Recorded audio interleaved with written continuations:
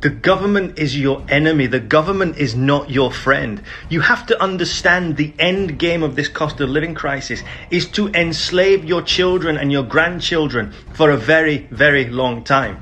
You see, what's happening now is the government are allowing corporations to push the prices of things up so much, gas, electric, food, petrol, everything, so that you get to the point where you cannot pay for anything and you call out to the government for help. Then the government will step in and say, okay, we're going to nationalize things. We're going to subsidize things. We're going to help you because we love you. They don't. They hate you.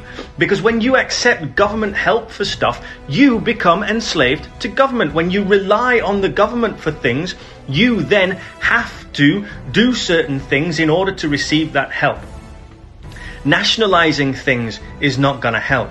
What's happening is communism is being rolled out over this country right in front of your eyes.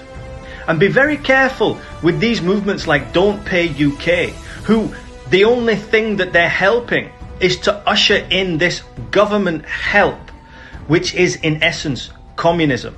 Now, if you can see what's happening here, if you can see the consequences of this and how this is going to affect your children and grandchildren, and you are a father, you need to start taking action right now. You need to become self-sufficient. You need to get to the point where you do not need government to live.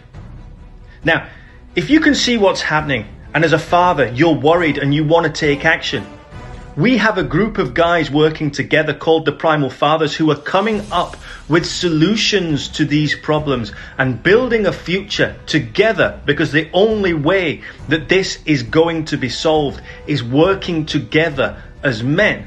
You cannot go this alone. You are not going to be able to ride this out alone. And together we're working to become self-sufficient, to not need government.